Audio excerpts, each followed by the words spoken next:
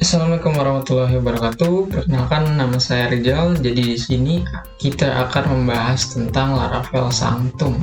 Nah, sebenarnya kalau misalnya teman-teman bingung apa itu Laravel Sanctum, Laravel Sanctum sebenarnya adalah teknologi untuk melakukan autentikasi dan otorisasi.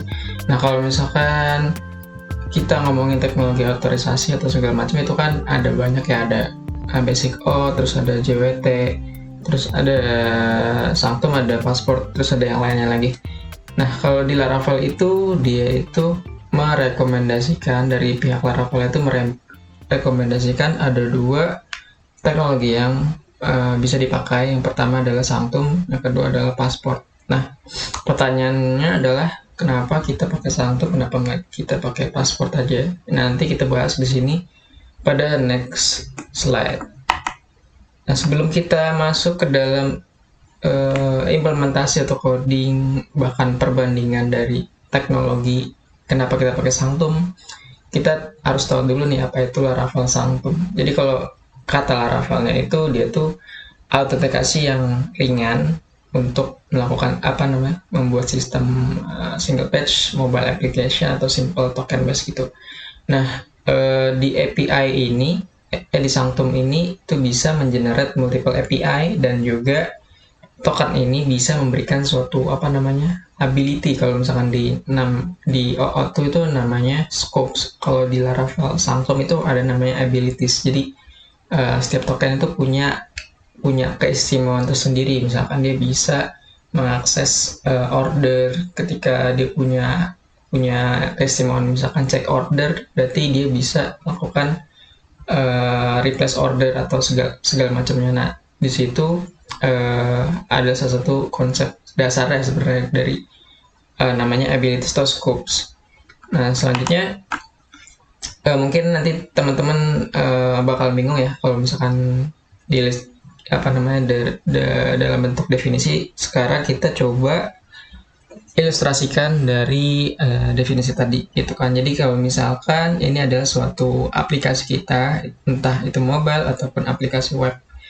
Nah, setelah itu si klien, ini anggap aja klien itu akan memberikan suatu request kepada server gitu. Nah, dalam bentuk apa? Dalam bentuk user dan password. Bisa, nggak harus user dan password, bisa jadi email, bisa jadi SMS.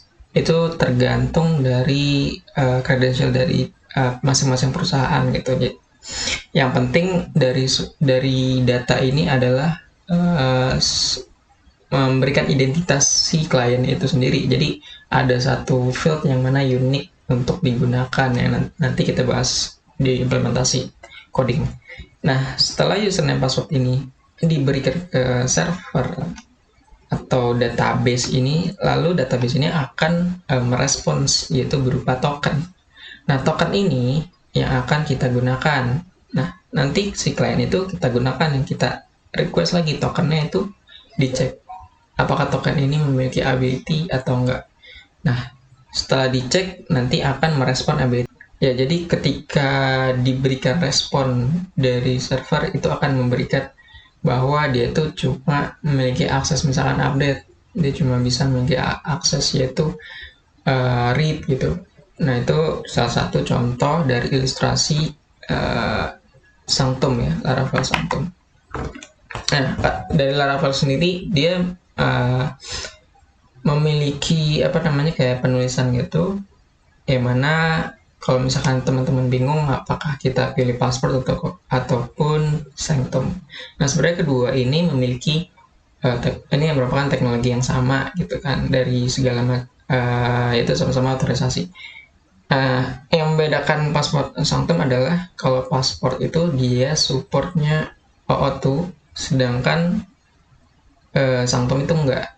Nah, kenapa kita pakai Sanctum? Karena katanya it provides a simpler API authentication development experience. Jadi dia itu lebih simpel untuk kita implementasikan ke dalam aplikasi kita gitu. Jadi kalau misalkan kita sebagai newbie, lebih baik kita masuk ke Sanctum, karena di Sanctum itu kita bisa ya basic authentication aja gitu, otorisasi, authentication, terus bisa di deliver ke mobile. Jadi kalau misalkan teman-teman kebutuhannya kayak gitu aja, ya kita pakai Sanctum aja. Tapi kalau misalnya teman-teman pengen punya klien atau third party yang mana punya klien API segala macam yang bisa dikonsumsi oleh orang lain, nah itu bisa menggunakan password, harus menggunakan password. Nah, ini adalah tools-tools yang kita gunakan dalam seri kali ini. Yang pertama adalah XMPP.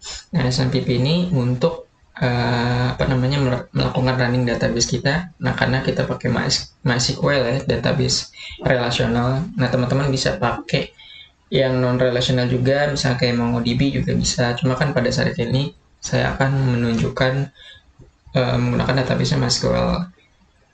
Nah, terus kita juga pakai Apache juga untuk mengaktifkan, untuk menjalankan GUI dari database-nya juga, yaitu MySQL, phpMyAdmin. Terus di bagian kedua ada Postman, ini untuk melakukan hint dari API yang udah kita buat nanti. Yang ketiga adalah Visual Studio Code, kode atau kode editor. Nah, ini bebas teman-teman menggunakan kode editor kesayangan kalian ya.